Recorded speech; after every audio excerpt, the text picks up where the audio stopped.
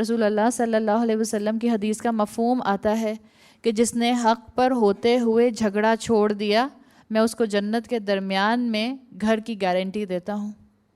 تو اللہ کے رسول صلی اللہ علیہ وسلم نے اتنی بڑی بات کی ہے، آپ اور میں اپنا حق چھوڑ دیں اگر آپ کو اور مجھے لگ رہا ہے کہ معاملہ صرف بحث و تکرار میں جائے گا، خاموشی اظہار اس وقت کریں۔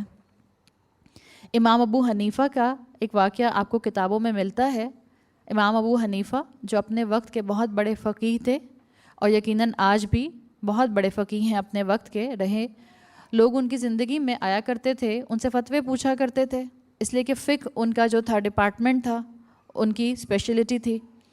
ایک مرتبہ تاریخ میں آتا ہے کہ ان کی والدہ ایک سوال لے کر ان کے پاس آئیں۔ انہوں نے امام ابو حنیفہ کو بتایا کہ میرا یہ مسئلہ ہے۔ امام ابو حنیفہ نے ان کو جواب دے دیا۔ ان کی والدہ مطمئن نہیں ہوئیں، کہنے لگیں تمہیں کچھ نہیں پتہ۔ ٹپیکل امی، اگر آپ سے بھی آپ کی امی پوچھیں اور آپ ان کو یہ کہیں، امی کہیں تمہیں کچھ نہیں آتا، جھک ماری تم نے اتنے کورسز کر کے، میں کسی اور سے جا کے پوچھوں گی۔ ان کی امی نے بھی کہا کہ نہیں، میں اس جواب سے مطمئن نہیں ہوں، میں کسی اور سے پوچھوں گی۔ پھر امام ابو حنیفہ سے کہنے لگی کہ میں فلاں سے پوچھوں گی۔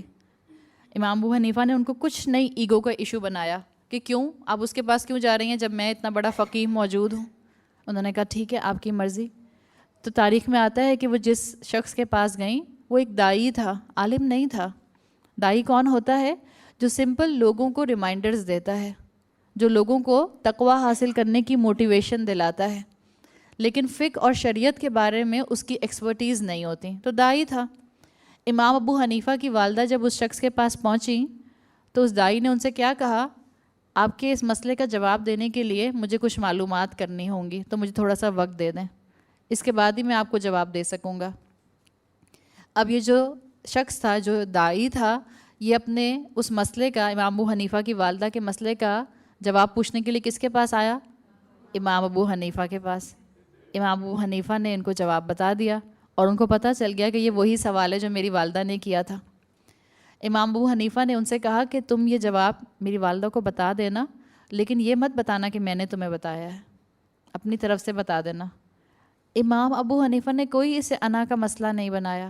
مثال کے طور پر آپ کی امی آپ سے کوئی بات پوچھیں، اس کے بعد کہیں میں مطمئن نہیں ہوئی، اس کے بعد وہ چلی جائیں آپ کی نند کے پاس، آپ کی نند کہیں اچھا پوچھ کے بتاؤں گی، آپ کی نند آپ کے پاس آئیں، آپ ان کو سوال کا وہی جواب بتا دیں، اور آپ کو کتنا بڑا ظرف چاہیے کہ آپ کہیں کہ اچھا میرا نام مت لینا میری امی سے، تم اپنی طرف سے بس بتا دینا۔